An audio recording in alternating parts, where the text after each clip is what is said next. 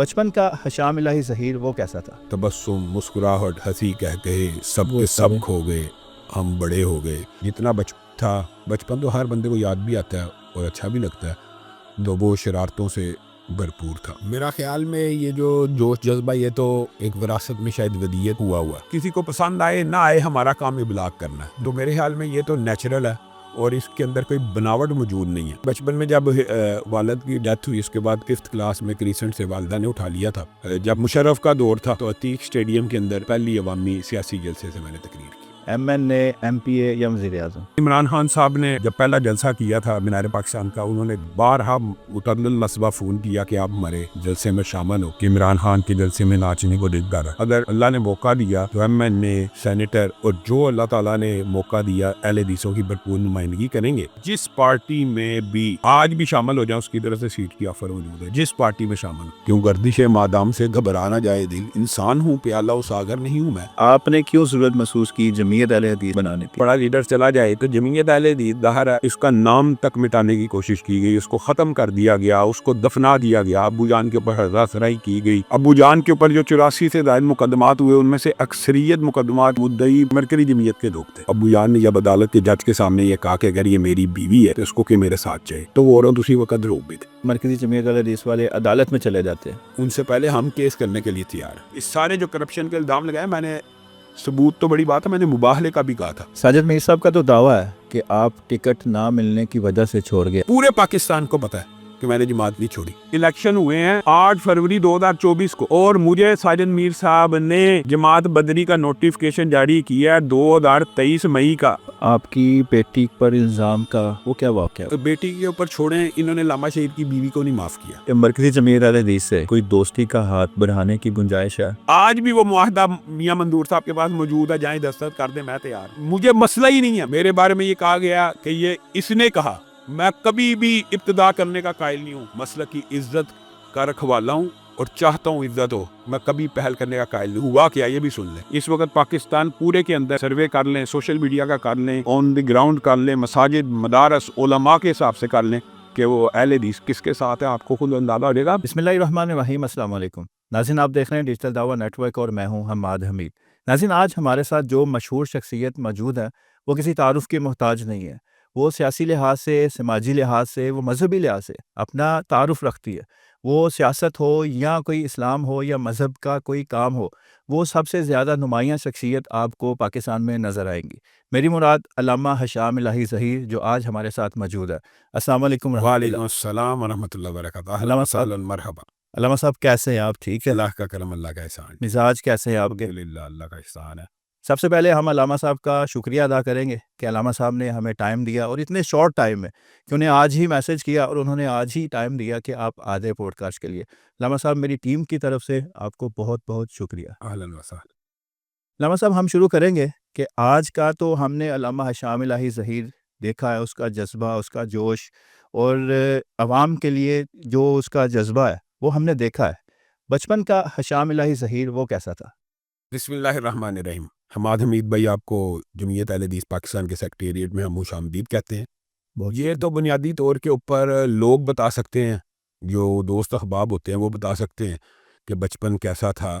بہرحال جو میں سمجھتا ہوں کہ لوگ کہتے تھے کہ شرارتی اور بہت زیادہ، یعنی ہنس مکھ اور بہت زیادہ، لیکن بات یہ ہے کہ پے در پہ حادثات نے، میری عمر 8-9 برس تھی جب والد محترم شہید ہو گئے۔ یہ ایک بچے کے لیے تو بہت بڑا دھچکا ہوتا ہے، لوگوں کے لیے تو وہ ایک بہت بڑے لیڈر تھے اور بہت بڑے عالم دین تھے، لیکن ایک باپ بیٹے کے تعلق کے اعتبار سے تو 8-9 سال کے بچے کو ایسا ہی محسوس ہوتا ہے کہ اس کا باپ فوت ہو گیا، اور اس کو اس چیز سے کوئی سروکار نہیں ہوتا کہ اس کا باپ کتنا بڑا آدمی ہے یا لیڈر ہے۔ تو پھر کچھ عرصہ 4-5 سال کے بعد والدہ بھی دنیا سے چلی گئی، تو میرے خیال میں وہ جو شرارت تھی، تبسم، مسکراہٹ، ہنسی کہے سب کے سب کھو گئے، ہم بڑے ہو گئے، تو وہ بچپن میں ہی ایک ایسے پے در پہ حادثات ایسے آئے کہ جس کی وجہ سے آپ یہ سمجھیں کہ بچپن بھی تلخ یادوں کے ساتھ بھرا پڑا ہے۔ پھر معاشرے کے اندر والد محترم کے چلے جانے کے بعد جو لوگوں کے رویے، جو ان کے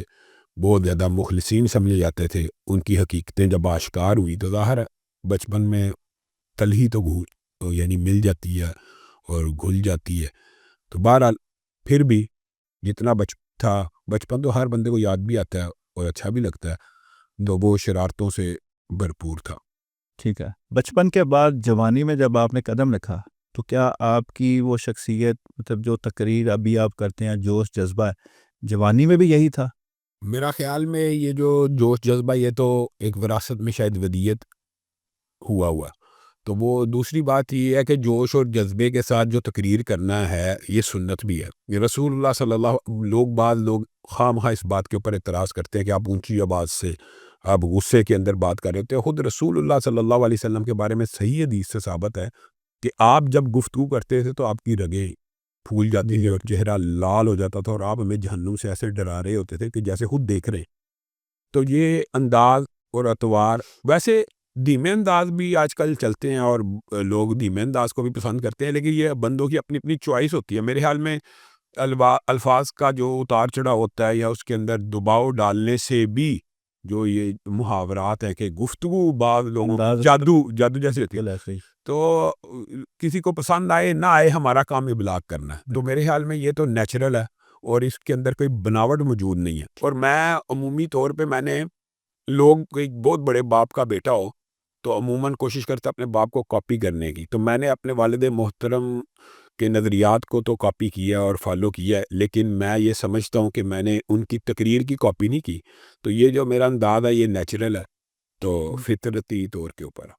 زندگی کی سب سے پہلی تقریر وہ کب کی تھی؟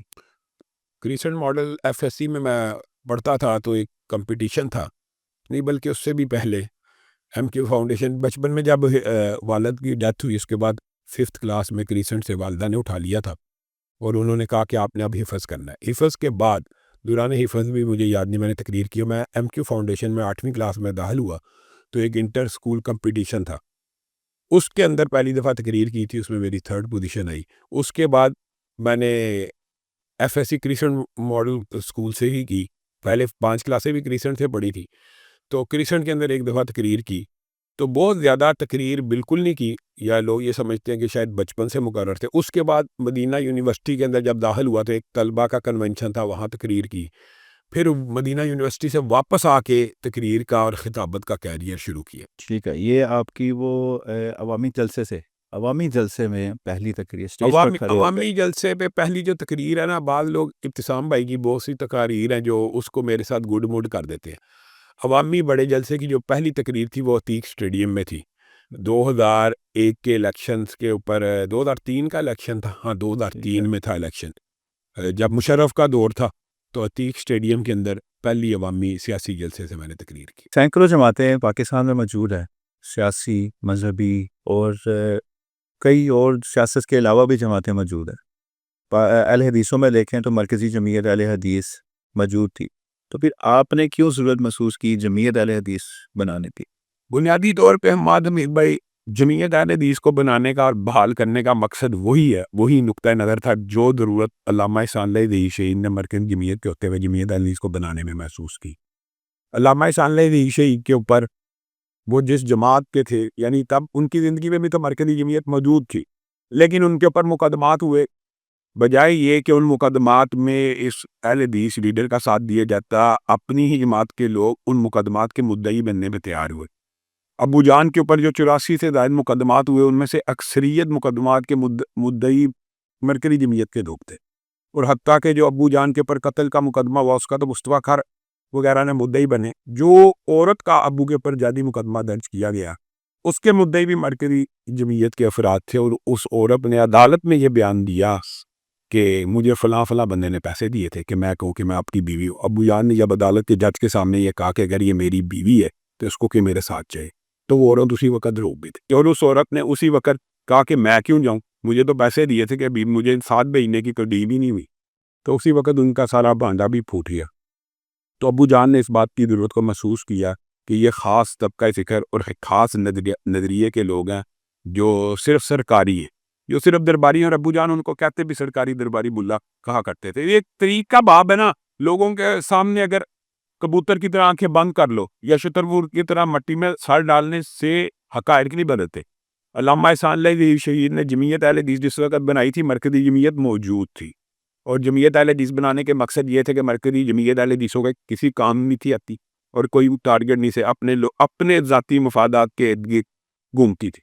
تو ابو جان کے چلے جانے کے بعد ظاہر ہے بڑا لیڈر چلا جائے تو جمعیت اہل حدیث ظاہر ہے اس کا نام تک مٹانے کی کوشش کی گئی, اس کو ختم کر دیا گیا, اس کو دفنا دیا گیا, ابو جان کے اوپر ہرزہ سرائی کی گئی, الزامات لگائے گئے, ہمارے ابو جان کے اکاؤنٹس کو منجمد کروایا گیا, سعودی عرب تک لیٹر لکھے گئے جو القادیانیت اور اشیاء و سنہ کی پیمنٹیں تھی کہ یہ جماعت کی پیمنٹیں. مرکزی امیر والے اس طرح کے اچھے کنڈے شہادت کے بعد بھی یتیم بچوں کے مال کو بھی لوٹنے سے بعد نہ آئے. تو یہ تو ایک عرصے سے ہوتا رہا ہے اور 40 سال گزر گئے. تو ہم نے تو بہت کوشش کی, میں نے اپنی ذات کی بات کرتا ہوں کہ اہل حدیث ایک پلیٹ فارم پہ رہے, مرکزی جمعیت سے صلح کی کوشش کی لیکن بد عہدی, وعدہ خلافی, عہد شکنی. مولانا مسعود اعظم صاحب, حافظ شریف صاحب, مولانا شاد اللہ قصری صاحب موجود ہیں, پوچھنے کہ جو وعدہ کیا گیا جس وعدے کی بنیاد کے پرسنت کی ایک بھی پورا نہیں ہوا. تو جب دیکھا کہ حالات واقعات تو یہ تو وہی سیاست ہے اور وہی معاملات ہے اور بالکل رائی برابر بھی میرا بھی جماعت میں شامل ہونے کے باوجود یہ معاملات کی, تو ہم نے جماعت کے پلیٹ فارم کے اوپر آواز اٹھائی. یہ بھی ایک بات ہے, غلط فہمی دور کر لینی چاہیے. جب جماعت کے اندر اس چندہ چوری کے خلاف میں نے آواز اٹھائی کہ یہ جو پیسہ ہے صحیح ہاتھوں میں آنا چاہیے, صحیح جگہ پہ لگنا چاہیے, پیغام ٹی وی کے حوالے سے بات اٹھائی مختلف, تو انہوں نے یہی بہتر سمجھا کہ اس بندے کو جماعت سے نکال دیے گئے. اب میں آپ سے سوال کرتا ہوں, لوگ کہتے ہیں کہ آپ نے جماعت چھوڑی, مجھے تو آر بی نوٹیفکیشن موجود ہے, انہوں نے نکالا اور انہوں نے وعدہ شکنی کی اور انہوں نے بد عہدی کی. تو کہ میرے پاس اس بات کے علاوہ چارہ بھی نہیں تھا کہ میں علامہ احسان اللہ حدیثی کی جو جمعیت اہل حدیث ہے اس کو بحال کر دوں. اور اللہ کا شکر ہے, اللہ کا فضل ہے, اللہ کی رحمت ہے کہ 1.5 سال کے اندر جمعیت اہل حدیث کی جو پاپولیرٹی ہے اور گراف ہے, ملک میں آپ نے کہا سینکڑوں جماعتیں, لیکن حقیقت میں جماعت وہی ہوتی ہے جو موجود ہو. آپ گن لیں اس وقت پاکستان پورے کے اندر, سروے کر لیں, سوشل میڈیا کا کر لیں, آن دی گراؤنڈ کر لیں, مساجد, مدارس, علماء کے حساب سے کر لیں کہ وہ اہل حدیث کس کے ساتھ ہے, آپ کو خود اندازہ ہو جائے گا. جن لوگوں نے 40 سال میں اہل حدیثوں کو جماعت میں لانے کی کبھی تگود اور صحیح نہیں کی, تو آپ کیا سمجھتے ہیں کہ وہ آگے کامیاب ہو جائیں گے؟ تو اہل حدیث تو ان کو ویسے ہی داغ مفارقت دے چکے ہیں. اللہ کے فضل و کرم سے لاکھوں نوجوان دن بدن یہاں پہ جمعیت اہل حدیث کا حصہ بن رہے ہیں, اور ابھی میں نے رکن سعدی کی کمپین بھی کی. ساجد میر صاحب کا تو دعویٰ ہے کہ آپ ٹکٹ نہ ملنے کی وجہ سے چھوڑ گئے. آپ کہتے رہے ان کو کہ مجھے ٹکٹ دیں, وہ ٹکٹ انہوں نے نہیں دی, پھر آپ نے جماعت چھوڑی. اچھا حامد امید بھائی, میں آپ کے سامنے ابھی یہ بات رکھ چکا ہوں کہ الیکشن فروری 2024 میں ہوئے اور جماعت سے انہوں نے مجھے نکالا. پہلی بات تو یہی سب سے بڑا جھوٹ ہے. حقیقت بات ہوتا پتا کیا ہے, لوگ سمجھتے ہیں بزرگ شخصیت ہے, یہ ہے وہ ہے, شاید وہ سچ بولی سے. پورے پاکستان کو پتا ہے کہ میں نے جماعت نہیں چھوڑی. تو یہی ان کا سب سے بڑا جھوٹ ہے کہ جماعت چھوڑ گیا ٹکٹ نہ ملنے کی وجہ سے. پھر دوسری بات یہ ہے, نون لیگ کی ٹکٹ مانگی, یہ ان کی نظر میں اتنا بڑا گناہ کیسے ہو گیا؟ آپ خود نون لیگ کے سینیٹر ہیں, آپ کا نون لیگ کا سینیٹر بننا جائز ہے اور میرا نون لیگ کا ٹکٹ مانگنا غلط ہے. دیکھ لیں آپ کے دل میں بھی یہ بات ہے کہ نون لیگ کی ٹکٹ ایسی مصیبت ہے کہ شام صاحب سے منسوب کی جائے تو وہ بدنام ہوں گے, خود سمجھتے ہیں اور خود نون لیگ کے سینیٹر ہیں. اللہ کے بندے, اگر آپ نون لیگ میں ہیں تو اگر آپ سے ٹکٹ کوئی مانگے گا تو نون لیگ کی ہی مانگے گا, پیپل پارٹی یا پی ٹی آئی کی نہیں مانگے گا. آپ مجھے ایک بات بتائیں, میری کسی پارٹی سے اتحاد اور صلح, اس کا اتحاد نون لیگ سے, تو میں نے اس سے پیپل پارٹی کی ٹکٹ مانگنی یا پی ٹی آئی کی ٹکٹ مانگنی کہ نون کی مانگنی. لیکن ایک بات یہ کہ اگر میں مانگوں بھی تو میرا حق ہے. دوسری بات یہ ہے کہ الیکشن ہوئے ہیں 8 فروری 2024 کو اور مجھے ساجد میر صاحب نے جماعت بدری کا نوٹیفکیشن جاری کیا 2023 مئی کا, ٹکٹ کی سلیکشن یہ مانگ ہے. تو یہ تو جھوٹ ہوتا ہے, جھوٹوں کے اوپر اللہ کی لعنت ہوتی ہے. ٹکٹ 2024 کے الیکشن کی ٹکٹ میں آپ سے مارچ میں مانگ رہا تھا یا اپریل میں مانگ رہا. کل ہی آپ کا کوئی بیان تھا, اس میں آپ نے یہ دعویٰ کیا تھا کہ یہ کرپشن وغیرہ یہ چیزیں, کل کو یہ مرکزی جمعیت اہل حدیث والے عدالت میں چلے جاتے ہیں, تو کیا آپ کے پاس پروف ان کے موجود ہیں جو آپ عدالت میں پیش کر سکیں کہ انہوں نے؟ میں آپ کو ایک بات بتاتا ہوں, اگر آپ اس طرح کی بات کریں گے تو اللہ کے فضل و کرم سے پروف موجود ہے. میرا بھائی ہے, بھائی تھا ضیاء الرحمان شہید, وہ میرے پاس آیا. جمعیت اہل حدیث میں اس کی شمولیت کی وجہ یہ تھی کہ اس نے کہا تھا کہ جامعہ ابی بکر کی زمین حافظ عبد الکریم کے پاس موجود ہے اور آج بھی موجود ہے, اور اس کے ورثہ فوت نہیں ہوئے, اس کے بہنوئی موجود ہیں. آپ پوچھ لیں, اس سے بڑا کیا ثبوت ہے؟ ان کے پاس موجود ہے, آج بھی اس کے اوپر قبضہ کیا ہوا ہے. وہ میرے پاس آیا تھا کہ آپ میرا یہ مقدمہ لڑیں گے, میں کہا میں لڑوں گا. اللہ تعالیٰ نے اس کو زندگی نہیں دی, وہ شہید ہو گیا. نہیں تو میں اللہ کے فضل و کرم سے ڈرنے والا نہیں, میں اس کے ساتھ ڈٹ کے کھڑے ہونا تھا, اور آج بھی کھڑا ہوں جامعہ ابی بکر کے ساتھ. اور مجھے دکھ ہوتا ہے کہ آپ کو پتہ ہے کہ جامعہ ابی بکر کی زمین اس شخص کے قبضے کے اندر ہے اور ناجائز تصرف کے اندر ہے، اس کا ٹھیکہ بھی آپ کو نہیں دیتا، اس کا کرایہ بھی آپ کو نہیں دیتا، پھر آپ اس کا استقبال کرتے ہیں اور اس کو ویلکم کرتے ہیں۔ ڈٹ جائیں، میں اللہ کے فضل و کرم سے جمعیت اہل حدیث اس سارے جو کرپشن کے الزام لگائے، میں نے ثبوت تو بڑی بات ہے، میں نے مباہلے کا بھی کہا تھا۔ مباہلے کا چلیں۔ ہاں تو پھر مباہلہ، اب یہ بتائیں کہ یہ جو جامعہ ابی بکر کو ہی ٹیسٹ کیس بنا لیں، کیا اس کی زمین ان کے پاس نہیں ہے؟ ثابت کریں۔ وہ تو ان کے مدعی کاغذات ہیں، جس بندے نے دی ہے 20-25 سال گزر چکے ہیں ہڑپ کر کے بیٹھے میں، تو اگر کیس ہوگا تو اللہ کے فضل و کرم سے ہم ان سے پہلے ہم کیس کرنے کے لیے تیار ہیں۔ آپ کی بیٹی پر الزام کا وہ کیا واقعہ ہے؟ وہ تو میرے خیال میں وہ تو پرسنل، بیٹی کے اوپر چھوڑیں، انہوں نے علامہ شہید کی بیوی کو نہیں معاف کیا۔ اب لوگ پوچھتے ہیں اگر یہ باتیں تو بت شکن، آج بعض لوگوں کا خیال یہ ہے کہ ہشام الہی ظہیر نے جو باتیں کی ہیں اس کی وجہ سے علامہ شہید کے اوپر الزام لگ رہے ہیں۔ جس وقت میں بچہ تھا بت شکن چھپا، اس وقت تو میں چھوٹی عمر کا تھا، تب تو نہیں۔ تو بت شکن کس نے لکھا، کس نے لکھوایا، کس نے رسالے میں چھاپا، کس نے کتابی شکل میں لوگوں کے گھر پوسٹ کیا؟ اس وقت مسئلہ تھا ابتسام صاحب کے ساتھ اس کی رفت تھی۔ جب بھی علامہ احسان الہی ظہیر کے بچوں کے ساتھ اس شخص کا اختلاف ہوا، اس نے کوئی حیا اور شرم نہیں کی اور سیدھا محسن اہل حدیث علامہ احسان الہی ظہیر شہید کے اوپر الزامات لگائے ہیں۔ تب ہشام الہی ظہیر کہاں تھا؟ تب ابتسام تھا۔ اور اس سے بھی قبل جس وقت علامہ صاحب فوت ہوئے، انہوں نے، آپ کو پہلے بھی بتا چکا ہوں، اشارہ کر چکا ہوں، یتیموں کا مال ہڑپ کرنے کی کوشش کی اور ان کی ذاتی پیسوں کے اوپر دعویٰ کیا یہ جماعت کے پیسے ہیں۔ یہ مقدمات، یہ ہر چیزیں آج بھی موجود ہیں۔ ہم نے اگر زبان کو بند رکھا ہوا ہے کہ آپ کی جو جعلی عزت لوگوں کے سامنے، جعلی تقویٰ آپ کا مشہور ہے، کو کچھ دن تو کاٹ سکتا ہے، لیکن اگر آپ حقیقی دنیا میں آئیں گے۔ اور دوسری بات یہ بھی سنیں، میرے بارے میں یہ کہا گیا کہ یہ اس نے کہا، میں کبھی بھی ابتدا کرنے کا قائل نہیں ہوں، مسلک کی عزت کا رکھوالا ہوں اور چاہتا ہوں عزت ہو، میں کبھی پہل کرنے کا قائل نہیں ہوں۔ ہوا کیا یہ بھی سن لیں، 6 مہینے سے خاموش ہوں۔ KPK کی تقریر ہوئی، تقریر کے بعد ہر جگہ پذیرائی ہوئی، ان سے وہ پذیرائی ہضم نہیں ہوئی، انہوں نے جواد نقوی کے ساتھ لگانی تصویریں اور وہاں پہ گالی گلوچ اور پھر یہی الزامات جس کی طرف آپ نے اشارہ کی ہے یہ لگانا شروع کیے۔ انسان کتنی کو دیر برداشت کرتا ہے گالی؟ آپ بتائیں۔ میں بھی انسان ہوں، کیوں گردش مادام سے گھبرانا جائے دل، انسان ہوں، پیالہ و ساغر نہیں ہوں میں، انسان اس وقت جذبات میں آ جاتا ہے۔ اور آپ کو گالیاں دن بھر رات، اور پھر یہ کہتے ہیں اس نے نہیں دی۔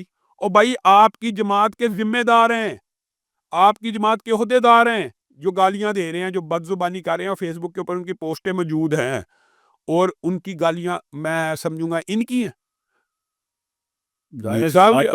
تو پھر وہ اگر میں اس میدان میں مقابلہ کرنا نہیں چاہتا ان کا، میں چاہتا ہوں کہ جماعت کی ترقی، عروج، مساجد، مدارس، کارکردگی کی بنیاد کے اوپر موازنہ کریں۔ لیکن اگر یہ سمجھتے ہیں، اصل میں ایک مزاج بن گیا، ہوا کیا 40 سال سے کیا کیا انہوں نے، جس مرضی عالم دین کی عزت کی دھجیاں اڑا دو، جس مرضی عالم دین کو برا بلا کہہ لو، جس مرضی عالم دین کے اوپر گندے غلیظ الزامات لگا دو۔ انہوں نے سمجھا یہ بھی وہی ہے، الزامات لگائیں گے جماعت تو خاموش ہو کے اپنی عزت بچانے کے لیے۔ عزت آپ کو بچانے کی ضرورت ہے، مجھے ضرورت نہیں ہے۔ اللہ کے فضل و کرم سے معاشرے میں جس بندے کی عزت ہوتی ہے، لوگوں کو اس کا ادراک اور شعور ہوتا ہے۔ آپ کے گندے غلیظ الزامات اگر آپ لگائیں گے تو میرے پاس کیا آپشن ہے؟ آپ بتائیں، مباہلے کے علاوہ کیا آپشن؟ تو پھر وہ آپشن میں استعمال کروں گا۔ جب آپ میرے پہ رقیق اور غلیظ الزامات لگائیں گے، میں مباہلے کا آپشن منظور کروں گا۔ اور دکھ حیران کن بات بتا گیا، الزام یہ لگایا خود کہ اس نے محسن نقوی کا پرچہ واپس لیا، تو میں نے اس وقت بھی مباہلے کا چیلنج دیا۔ آپ نے سب سے پہلے مجھے کال کی تھی کہ اس کا پرچہ واپس لو، آپ میرے پہ کیسے؟ میں نے تو پھر نہیں تھا لیا، آپ نے کال کی تھی۔ تو مباہلے کا چیلنج جب ان کو کیا جاتا ہے تو آگے سے بچے جمہورے لے آتے ہیں کہ فلاں بھائی جس کو کیا اس کو سامنے لے کے آؤ، مباہلہ تو اس کے ساتھ ہوتا ہے۔ اگر باقیوں کو مباہلہ کھیلنے کا شوق ہے تو جماعت کے نوجوان ان کا مقابلہ کر لیں گے۔ ٹھیک ہے۔ سیاسی تقریر پہلی آپ کی، تو سیاست میں مستقبل کہاں دیکھتے ہیں آپ کو؟ MNA، MPA یا وزیر اعظم؟ حماد بھائی، بنیادی طور کے اوپر جو کسی مسلک کا یا دینی جماعت کا نمائندہ ہوتا ہے، اس کے جو ٹارگٹس ہوتے ہیں وہ MNA، MPA، وزیر اعظم یا صدر بننا نہیں ہوتے۔ اس کے ٹارگٹس ہوتے ہیں اپنے مسلک کا، اپنی جماعت کا کام کروانا۔ ٹھیک ہے۔ اگر تو وہ کام مجھے بغیر سیٹ کے میرا ہو رہا ہے تو مجھے سیٹ لے کے کیا کرنا ہے. لیکن اگر ایم این اے بن کے کام زیادہ ہو تو ایم این اے بننا چاہیے. اگر آپ سمجھتے ہیں کہ ایم پی اے بن کے زیادہ کام ہو سکتا ہے بننا چاہیے. اگر آپ سمجھتے ہیں سینیٹر بن کے ہو سکتا ہے, اور اللہ کے فضل و کرم سے اگر آپ یہ سمجھتے ہیں کہ بغیر اقتدار اور بغیر سیٹ آپ کا کام ہو رہا ہے, تو میں آپ سے پوچھتا ہوں علامہ احسان الہی ویر کے پاس کون سا عہدہ تھا؟ تو علامہ احسان الہی شیر نے کہا تھا میرے بغیر منوا کے دکھائی. تو میں یہ بنیادی طور پہ سمجھتا ہوں کہ اقتدار, سیٹ اور عہدے بونے قد کے چھوٹے قد کے لوگوں کو زیادہ ضرورت ہو سکتی ہے, لیکن لیڈروں کے بعد بھی ہونے چاہیے, اس پہ اعتراض نہیں ہے. لیکن اللہ کے فضل و رحمت سے اگر میں بغیر کسی عہدے کے دفاع علماء, دفاع مساجد اور دفاع مدارس کے کام کر رہا ہوں, اور اللہ کے فضل و کرم سے اس کے لیے مجھے کسی عہدے کی ضرورت بھی نہیں ہے, تو ہماری بات انٹلیکچوئل لیول پہ کے اوپر بھی آئینی قانونی ہو, اگر دستور کے مطابق ہو تو لوگ سنتے ہیں, سمجھتے ہیں. عہدے جماعت کی ترقی کے لیے اور جماعت کے کاموں کے لیے ضروری ہے, لیکن کئی مرتبہ ایسا ہوتا ہے کہ قد اور شخصیت اتنی بلند ہو جاتی ہے کہ وہ عہدوں سے بھی بلند ہوتی ہے, جس کی مثال علامہ احسان الہی ویر کے سامنے. تو میں یہ سمجھتا ہوں کہ اللہ کے فضل و رحمت سے اگر اللہ نے موقع دیا تو ایم این اے, سینیٹر اور جو اللہ تعالیٰ نے موقع دیا اہل حدیثوں کی بھرپور نمائندگی کریں گے. لیکن اس کے پیچھے اس طرح بات دون کرنا کہ اپنے نظریات کو فراموش کر دینا, ایسا نہیں ہوگا. صرف ایک ہی بات ہوگی کہ مسلک کے لیے, جماعت کے لیے, اہل اسلام کے لیے, اہل سنت کے لیے جو دڑا بہتر لگے گا اس کے ساتھ کمپرومائز ہو جائے. کبھی کسی جماعت سے آفر آئی ہو ایم این اے بننے کی, ایم پی اے کی, کہ آپ ہماری سیٹ پر الیکشن جیتے, ہماری سیٹ پر الیکشن کسی بھی سیاسی جماعت کی طرف؟ ہمارے بھائی بنیادی طور پہ یہ بات تو پھر کچھ تفصیل طلب ہے, لیکن اللہ کے فضل و رحمت سے ایک بات کہنا چاہتا ہوں کہ جس پارٹی میں بھی آج بھی شامل ہو جائیں اس کی طرف سے سیٹ کی آفر موجود ہے, جس پارٹی میں شامل ہو. لیکن ایک تشخص کے طور پہ اور پوری جماعت کی نمائندگی کا مسئلہ ہوتا ہے.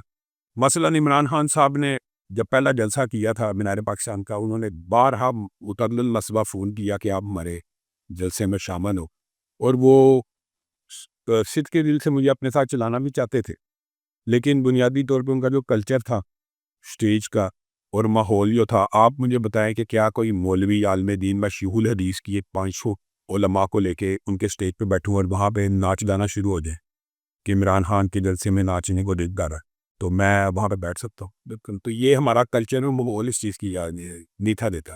اور سیاسی جماعت کوئی بھی ان کی اسٹیجوں پہ بیٹھنا بہرحال مشکل ہوتا ہے, لیکن یہ بات ذہن میں رکھ لیں اور لوگوں کی بہت سی خام خیالی بھی اس کو دور کر لیں کہ میں اللہ کے فضل و رحمت سے انڈیپینڈنٹ طور پہ بغیر جمعیت اہل حدیث کے پریزیڈنٹ کے میں کسی بھی پارٹی میں جاؤں مجھے سیٹ ملتی ہے اور مجھے سیٹ دینے کے لیے تیار ہے. لیکن مسلک اہل حدیث اور جمعیت اہل حدیث کو جب تک مؤثر اور ایک مناسب نمائندگی نہیں ملے گی, کسی بھی پارٹی کے ساتھ سیکولر پارٹی کا اتحاد نہیں ہوگا. لیکن میں سیکولر پارٹیز کو برابر سمجھتا ہوں, چاہے پیپل پارٹی ہو, چاہے تحریک انصاف ہو, چاہے نون لیگ ہو, ان سے تو سارے اتحاد ہو سکتا ہے. آپ کی سب قدر جسا جو آپ کو زیادہ عزت دے آپ اس کے ساتھ بھاپ کر سکتے ہیں. ٹھیک ہے, آپ کی بات ٹھیک ہے, مگر اہل حدیثوں میں کوئی ایسی جماعت ہمیں نظر نہیں آتی جو اپنے مطلب بلبوتے پہ اس نے الیکشن لڑا ہو اور وہ جیت کر سامنے آئی ہو.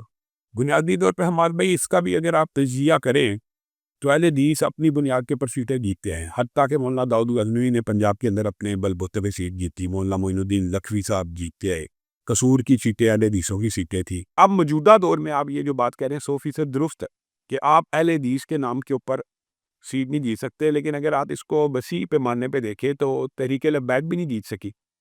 کہنے کا مطلب ہے جو اکثریتی طبقہ ہے, تو یہ تھوڑی سی پرابلم یہ ہے ہمارے ملک کے اندر کہ مولویوں کو اگر وہ جیت بھی جائیں تو ان کو شو کیا جاتا ہے کہ ان کے ووٹ نہیں ہیں اور ان کو جیتنے نہیں دیا جاتا. اسی وجہ سے میں یہ اتحادی سیاست کا قائل بھی اسی وجہ سے ہوں کہ انڈیپینڈنٹ آپ محنت بھی کر لیں, اسٹرگل بھی کر لیں. سعد رضوی صاحب نے 1 لاکھ سے زیادہ ووٹ لیا ٹک سے, ان کو نہیں جیتنے دیا گیا. مولانا فضل الرحمان کی پارٹی کے بے شمار علماء بلوچستان سے جیتے. انہوں نے عجیب حرکت کی ہے, یا حرکت کہہ لیں یا عجیب انہوں نے پولیٹیکل اس کی ڈائیگرام بنائی ہے صوبے کی, کہ جتنی 11-12 صوبائی اسمبلی کی سیٹیں وہ ساری سردار اور مداری اور لگاری, مطلب کہ وہ بلوچستان کے سردار جیتے ہیں. اگرچہ جمعیت علماء اسلام کے ہیں لیکن ان میں مولوی کوئی نہیں. تو یہ میں سمجھتا ہوں کہ یہ ہمارا المیہ, لیکن علماء کو بھی اس حوالے سے سوچنا چاہیے. میں تو اسی لیے کہتا ہوں اتحادی سیاست اور حصہ بقدر جسہ کے مطابق سیاست کرنی چاہیے. آپ ہر حلقے میں 5,000, 10,000, 15,000 ووٹ کو اگر اثر انداز ہو سکتے ہیں اور جس کے پلڑے میں ڈالیں اس کا پلڑا بھاری ہو سکتا ہے. تو اس ٹول کو بطور پریشر گروپ یوز کر کے سیاسی جماعتوں سے بہترین انداز میں بارگیننگ کی جا سکتی ہے. اس کو اپنایا نہیں گیا. ہماری جو ایک خاص طرز کی سیاست رہی ہے وہ ہمیشہ ایک ہی پارٹی کی طرف رہی ہے اور کلی طور پہ رہی ہے, اور جس کی وجہ سے اہل حدیث زوال پذیر ہے. سعودی عرب کا آپ کا دورہ تھا پچھلے دنوں, کامیاب دورہ تھا آپ کا. سعودی عرب کے حوالے سے پاکستان میں ایک سوچ پائی جاتی ہے کہ سعودی عرب بدل چکا ہے. وہاں پر ریاض سیزن کے نام پر جو وہاں پہ کنسرٹ ہوتے ہیں, میوزک کنسرٹ ہوتے ہیں, امریکن اداکاریں وغیرہ بلائی جاتی ہیں وہاں پہ. کیا آپ نے وہاں پر کوئی ایسی چیز دیکھی یا محسوس کی کہ وہ بدل چکا ہے؟ مال بھائی, میں یہ بات سمجھتا ہوں کہ سعودی عرب بیچارہ ایک ایسا مظلوم ملک ہے کہ جس کے خلاف رافضی پروپیگنڈا اور پورے خاص طبقہ فکر کا پروپیگنڈا اپنے عروج پہ ہوتا ہے. جو دنیا کی برائی ہے اس کا الزام سعودیہ پہ لگا دو. آپ اپنے ملک کے اندر جو مرضی کرے, آپ اپنے ملک کے اندر تو برائی اور فحاشی کو روک نہیں سکے, اور آپ چاہتے یہ ہیں کہ ہم یہاں سے آواز اٹھا کے وہاں روکیں. لیکن میں یہ سمجھتا ہوں کہ پروپیگنڈا اتنا جھوٹ ہے, اتنی آمیزش ہے. تبدیلیاں آئی ہوں گی تو کیا ہم تبدیلیوں کے حامی, کیا ہم فحاشی اور یعنی کہ ہم فحاشی اور یعنی کہ ہمیں نہیں. ہم اس چیز کے حامی ہیں کہ ایک ملک, مجھے آپ بتائیں, سعودی عرب نے پاکستان کا ہر موقع پہ ساتھ نہیں دیا, پیسہ نہیں دیا, مال نہیں دیا. تو احسان کا بدلہ احسان ہوتا ہے کہ احسان فراموشی ہوتا ہے. یعنی جو ملک مشکل میں آپ کو پیسے دے رہا ہے, آپ اس کے شکر گزار نہیں گے, اس ملک کے شکر گزار ہیں جو آپ کے اوپر حملہ کر رہا ہے, میزائل حملے کر رہا ہے, اس کا ساتھ دیں. اور جو ملک ہر مشکل میں آپ کے ساتھ کھڑا ہو. ابھی سعودیہ کا جو کردار ہے فلسطین کے معاملے میں, ابھی جو سعودیہ کا کردار ہے ٹرمپ کے بیانوں کے معاملے میں, بتائیں اور کس ملک نے یہ کردار ادا کیا؟ کوئی اور ملک آپ کو نظر آتا ہے؟ سعودی عرب ہو گیا, کویت ہو گیا, بحرین ہو گیا, اور پھر قطر ہو گیا. انہی ممالک نے یہ مجاہدین کا معاملہ بھی سیٹل کروایا. اور یہی جس طرح فلسطین, وہ کہاں گئے وہ جو کہتے تھے ہم بدلہ لیں گے؟ اسماعیل ہانیہ شہید ہوا اور اس کا بدلہ کس نے کرا؟ وہ چند پٹاخے چھوڑے جو وہاں پہنچنے سے پہلے ہی بجھ گئے, اور یہ کر دیں گے وہ کر دیں گے. میں تو یہ سمجھتا ہوں, میں یہ میری ذاتی رائے ہے, ہو سکتا ہے اختلاف ہو. یہ نورا کشتی ایران کی, امریکہ کی اور اسرائیل کی ایک عرصے سے جاری ہے. اگر ایران اور امریکہ میں دشمنی ہوتی, ایران اور اسرائیل میں دشمنی ہوتی, تو امریکہ کبھی بھی عراق کو فتح کر کے ایران کے سپرد نہ کرتا. یہ ایک عام فہم بات ہے کہ یہ کیسی جنگ ہے کہ برگ بر امریکہ برگ بر اسرائیل کے نعرے تو لگتے ہیں, لیکن جب حکومتیں اور اقتدار دینے کی باری آتی ہے تو ایران کو دے دیا جاتا. اللہ کے فضل و کرم سے سعودیہ کی جو پالیسی شام کے بارے میں ہے, فلسطین کے بارے میں ہے, یہ پوری مسلمان امت کے جذبات کی نمائندہ اور ترجمانی ہے. آپ باہر کے ممالک سے اور کیا توقع کر سکتے ہیں؟ وہ آپ کا ملک نہیں ہے, لیکن ہمارا اس کے ساتھ توحید کا ایک رشتہ ہے. میری جو ذاتی افیلیشن ہے سعودی عرب کے ساتھ سب سے زیادہ اس لیے ہے کہ وہ مکہ اور مدینہ وہاں پہ موجود ہے. تو مکہ اور مدینہ, جس طرح بیت المقدس اور مسجد اقصیٰ کا مثال دے رہا ہوں, لوگ اٹھاتے مسجد اقصیٰ بھی ماری, تو مکہ مدینہ ماری نہیں, اس کو کیوں نہیں اون کیا جاتا؟ اس کے ساتھ محبت اور احترام کا اور عقیدت کا وہ رشتہ کیوں؟ کیا صرف اہل حدیث کے اوپر ہی ضروری ہے یا دیوبند کے اوپر ہی ضروری ہے کہ وہ سعودیہ کا ساتھ دے؟ باقی امت کے اوپر بھی لازم ہے کہ وہ سعودی عرب سے خانہ بشانہ کھڑے ہو. اہل حدیثوں کو تو الزام بھی دیا جاتا ہے نا کہ ان کو ریال آتے ہیں وہاں سے, اس لیے وہ سعودی عرب کے بارے میں بولتے ہیں. تو اس کے اوپر کیا کہنا چاہیں؟ میں یہ سمجھتا ہوں کہ آپ نے بات کی ہے نا کہ اہل حدیثوں کا یہ ٹیک ہے. اب دنیا نے, میں یہ کہہ رہا ہوں کہ انہیں سے اہل حدیثوں کا ہی یہ یعنی ذمہ داری ہے دفاع حرمین شریفین کی. میں سمجھتا ہوں اس کے بارے میں بھی بہت بڑا پروپیگنڈا. میں آپ کے سامنے بیٹھا ہوں, میں اپنی ذات کی قسم دے سکتا ہوں, گارنٹی دے سکتا ہوں کہ آج تک ایک ریال بھی ہمیں سعودیہ نے نہیں دیا. تو میں کیوں دفاع کر رہا ہوں؟ بتائیں. وہی ابھی اب آپ بات سمجھے. ہاں, تو یہ جو پروپیگنڈا, ہاں یہ لیکن میں انکار نہیں کرتا کہ دیے نہ ہو, دیے ہوں گے. میرا دوسری پارٹی سے اختلاف بھی یہ ہے کہ یہ پیسے صحیح جگہ پہ استعمال کیا یا پراپر جگہ پہ دیتے ہوں گے. تو لیکن یہ بات زیادہ تر پروپیگنڈا, اور اس پروپیگنڈے کا بھی رد ہونا چاہیے. جو سعودی عرب کے حق میں بات کرے گا یہ انہوں ریال ملے. ابھی آپ چلیں, میں مثال دے رہا ہوں آپ کو, آپ سعودی عرب کے اوپر ایک میلاب بنا لیں گے, سعودیہ کی یہ خدمات ہے, وہ کہیں گے دو ریال لیں. بہت بڑا جھوٹ ہے, بہت بڑا جھوٹ. مگر یہ ایک تاثر پایا جاتا ہے. یہ تاثر پیدا کیا گیا نا پروپیگنڈے کے ذریعے, پروپیگنڈے کے ذریعے پیدا کیا گیا. ایسا ہوتا نہیں, یہ طبعی رجحانات اور طبعی نظریات اور یعنی نیچرل فطری الائنس ہوتے ہیں. حافظ احمد کا واقعہ, جو مشہور پوڈ کاسٹر بھی ہیں یوٹیوب پہ, آپ نے دیکھا ہوگا. اپنے بچوں کو کبھی کسی قاری صاحب کے پاس لے کے جاؤں گا, کبھی کسی بھی مولوی کے پاس نہ بھیجیں, چاہے وہ امام کعبہ ہی کیوں نہ ہو. آن لائن قرآن پڑھوائیں اپنے بچوں کو, زوم پہ قرآن پاک پڑھوائیں, لیکن فزیکلی کسی مولوی کے پاس اپنے بچے کو نہیں بھیجیں پلیز. عمار یاسر بھائی نے اس کے اوپر کافی ایشو اٹھایا اور پھر انہوں نے آ کے معافی بھی مانگی, وہ معاملہ ختم ہو گیا. مگر انہوں نے اس کلپ میں کوئی 3-4 باتیں کی. انہوں نے کہا کہ بچے جو قاری ہیں وہ بچوں کے ساتھ ایسا ہی ظلم کرتے ہیں. تو کیا آپ نے پاکستان میں ایسا ظلم ہوتا دیکھا؟ ہمارے بھائی بنیادی طور پہ یہ جب معاملہ ہوا, حافظ احمد صاحب سے میں گورنر ہاؤس KPK میں ملا, میں نے ان سے یہ گزارش کی کہ یہ معاملہ حل ہونا چاہیے. پھر ہماری یاسر کو بھی میں نے میسیج کیا. اس دوران اور دوست بھی اللہ کے فضل و کرم سے یہ صلح دین پسندوں اور اسلام پسندوں کی کوششوں سے ہوئی ہے, کیونکہ نقصان ہو رہا تھا. لیکن جو نقطہ ہے, مثال دینا, ایک پوائنٹ ہے نظریاتی. اگر کوئی مسجد کا ملا کسی بچے کے ساتھ بدفعلی کرتا ہے تو مجھے اور آپ کو اعلان کرنا چاہیے اور یہ حقیقت ماننی چاہیے کہ مسجد کا ملا اگر بدکاری کرے تو وہ زیادہ خطرناک ہے اور وہ زیادہ قابل گرفت ہے اور اس کو مینار پاکستان پہ ٹانگ دینا چاہیے. لیکن دوسری طرف یہ بات بھی مد نظر رکھی جائے کہ مسجد پہ قبضہ کرنے, مدارس کو بدنام کرنے اور مساجد کے خلاف سازشیں کرنے میں سب سے آسان ٹول جو عوام کو ملا وہ یہ ہے کہ کسی مسجد کے مولوی پہ الزام لگا دو. بس صرف الزام لگا دو تو سمجھو اس کا کیریئر. الزام لگانا جو ہے یہ کافی نہیں ہے, ثبوت دینا کافی ہے. اگر کوئی مسجد کا ملا بدکاری میں ملوث ہو, میں کہتا ہوں سب سے پہلے میں ہوں گا جو اس کو کہوں گا مینار پاکستان پہ ٹانگ دیا جائے. کوئی پروف ہو, کوئی وکٹم ہو, وہ بیان دے, وہ کہے. کوئی یعنی ہے نہیں شہادت ہو, کوئی سیکنڈری ایویڈنس ہو. ہوتا کیا ہے, مولوی کے ساتھ خواہ مخواہ کی لڑائی ہے. آپ کو پتا اللہ واسطے کا بیر مولوی مسجد کے ساتھ چلتا ہے, اس کی آپس میں گالم گلوچ ہوگی, اچھا تینوں نبڑ لگے, اگلے دن آ کے گی انہیں فنا بچے نے پھڑیا سیکھلا. یہ یار یہ بھی ظلم کی انتہا ہے.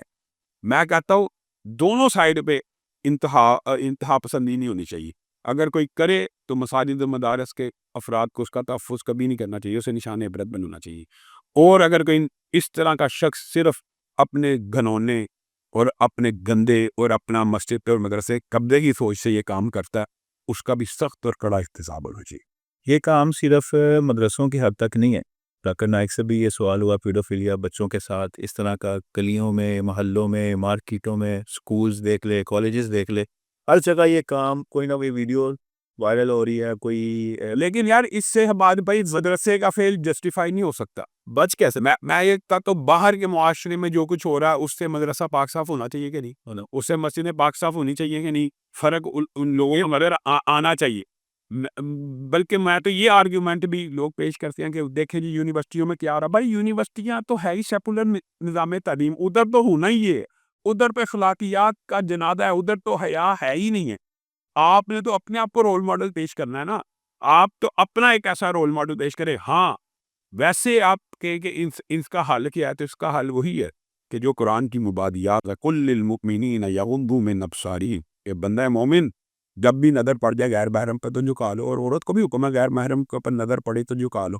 لیکن ہمارے معاشرے میں ایسے اسکالر موجود ہیں جو نظر جھکانا تو بڑی دور کی بات ہے. ہمارے بھائی ٹی وی کے اوپر بیٹھ کے کہتے ہیں چہرے کا پردہ ہی نہیں ہے, چہرہ جو حسن کا مرکز ہے اس کا پردہ ہی نہیں ہے. تو اس کے بارے لوگوں کو اویئر کرنے کی ضرورت ہے, دلائل دینے کی ضرورت ہے کہ اللہ کے بندوں, رسول اللہ صلی اللہ علیہ وسلم نے مغیرہ بن شعبہ کی حدیث میں جو عورت کو دیکھنے کی اجازت دی ہے, کیا وہ چہرہ دیکھنے کی دی ہے کہ برہنہ دیکھنے کی؟ پھر اللہ نے جو قرآن پاک میں اجازت دی ہے کہ بوڑھی عورت کپڑے اتار لے تو وہ چہرے کے اتارے کے جسم کے. تو یہ بہرحال یہ آپ جب تک شروع سے جو اسلامی تعلیمات ہیں ان کے مطابق اگر معاشرے کو نہیں بنائیں گے تو یہ فتنہ پھیلے گا, یہ فتنہ پھیلے گا. مفتی طارق مسعود, ان کا ایک کلپ وائرل ہوا جو تقریباً آج سے بھی 4 ہفتے پہلے یہ یوٹیوب پہ لگا. انہوں نے کہا, دعویٰ کیا کہ یہ اہل حدیث فقہ 1200 سال پہلے صرف شیعہ اور اہل سنت والجماعت یہ موجود تھے, اہل حدیث نہیں تھے. پھر انہوں نے کہا کہ یہ زیادہ خطرناک فرقہ کی خطرناک اس حوالے سے کہ یہ ڈائریکٹ حدیث کو ہم فالو کرتے ہیں. اچھا اہل حدیث کیا ہیں بھائی؟ انہوں نے کہا کہ ہم ڈائریکٹ قرآن و حدیث کو فالو کریں گے, ہمیں کسی کی تحقیق پہ اعتماد نہیں. تو وہ ڈائریکٹ کرنا شروع کیا انہوں نے, تو انہوں نے اپنا نام خود رکھا اہل حدیث کہ ہم حدیث کو ڈائریکٹ فالو کرتے ہیں. علماء نے ان کو بھی ایکسیپٹ کر لیا, چلو بھائی تمہاری سمجھ میں نہیں آ رہا, لیکن اس کے سائیڈ ایفیکٹ بہت زیادہ ہیں پھر تبھی ہم کہتے ہیں یہ طریقہ ٹھیک نہیں ہے. ڈائریکٹ حدیث کو فالو کریں تو اس کے سائیڈ افیکٹ بہت زیادہ ہے. تو اس حوالے سے آپ کیا کہنا چاہیں؟ میں نے تو بار ان کا یہ کلپ نہیں سنا، میں جب سنوں گا پھر بہتر انداز میں کمنٹ کروں گا، لیکن اگر انہوں نے یہ کہا ہے تو یہ قابل افسوس بات ہے. بنیادی طور پر رسول اللہ صلی اللہ علیہ وسلم سے لے کے بریلوی شہر تک اہل حدیث تھے، دیوبندی شہر تک اہل حدیث تھے. تو اس طرح کی باتیں تو ہم ایک دوسرے کے علاوہ اس لیے بھی نہیں کرنی چاہیے. اہل حدیث اور اہل سنت میں کیا فرق ہے؟ صحابہ کیا تھے؟ صحابہ کیا دیوبندی تھے یا صحابہ بریلوی تھے؟ ان کو تو دیوبند شہر کا یا بریلی شہر کا علم بھی نہیں ہوگا. تابعین کیا تھے؟ تو رسول اللہ نے بتایا وہ کیا تھے. مان علیہ و صحابی، حق کے اوپر ایک ہی گروہ رہے گا، قیامت تک 73 فرقے بنے گے. ایک گروہ حق پہ ہوگا اور وہ صرف وہ کام کرے گا جو میں نے کیا اور جو صحابہ نے کیا. اب یہ کہتے ہیں اگر حدیث کو ماننا براہ راست غلط ہے تو صحابہ نے کیا ماننا ہے؟ صحابہ نے رسول اللہ کی حدیث امام ابو حنیفہ رحمہ اللہ سے سمجھی ہے. کسے سمجھی ہے؟ کس کے اوپر عمل کیا؟ ڈائریکٹ حدیث کے اوپر عمل کیا. تابعین نے حدیثوں کے اوپر ڈائریکٹ عمل کیا کہ نہیں؟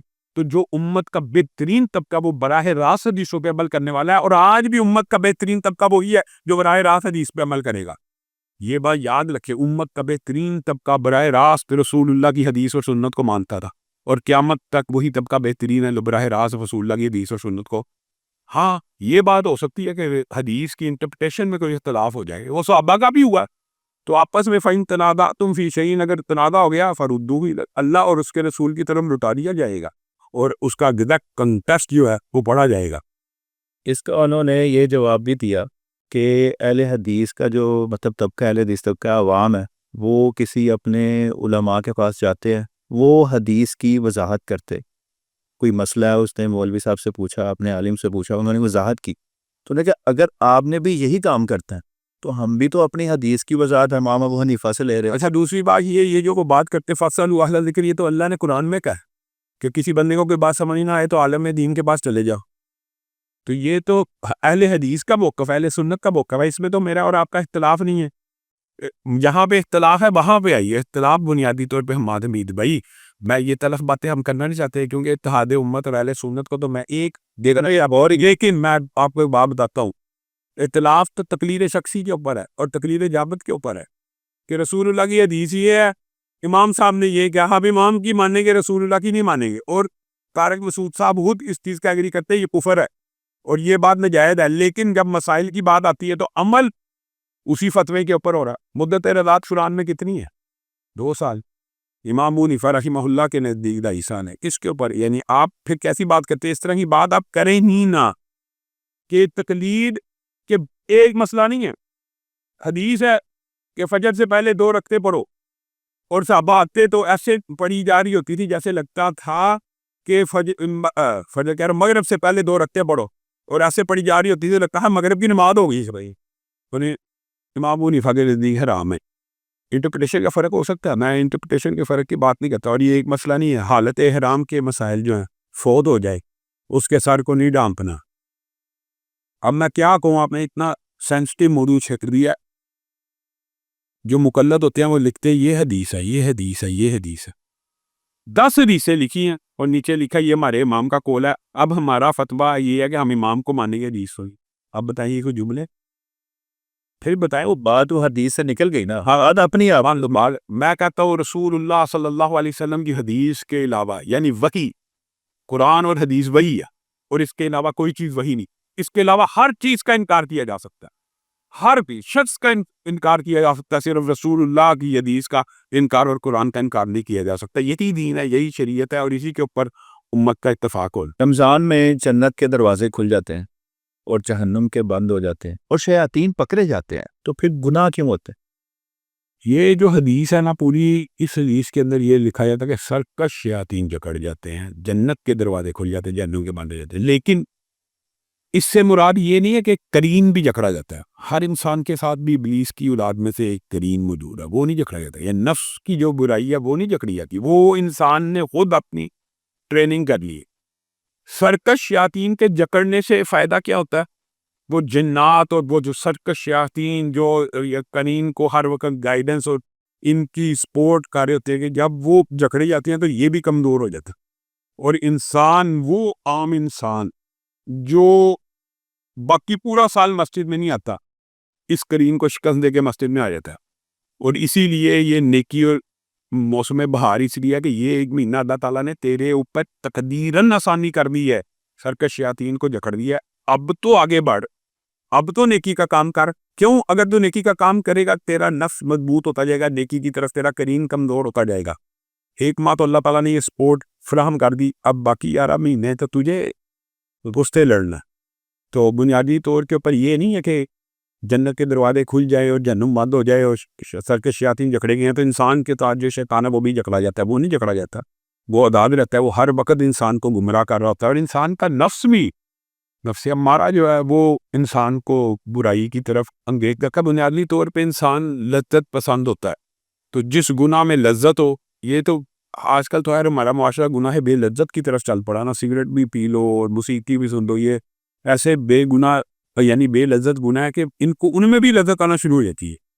تو حقیقت میں جن گناہوں کی لذت ہوتی ہے اس کی طرف نفس ویسے ہی مائل ہوتا ہے. وہ اللہ کے خوف کی وجہ سے ہی ان چیزوں سے رکتا ہے. تو بنیادی طور کے اندر رمضان کے اندر بھی شیطان وسوسہ ڈالتا ہے جو انسان کے ساتھ کرین ہوتا ہے. اور یہ سمجھنا کہ شاید وسوسے کا جو سسٹم ہے وہ ختم ہو جاتا ہے مکمل طور پہ, ہاں کمزور ہو جاتا ہے, اس میں انسان آسانی سے ان کو شکست دیتا ہے, روزے رکھتا ہے, تراویح پڑھتا ہے. نیکیوں کے اجر میں تو اضافہ ہوتا ہے رمضان میں.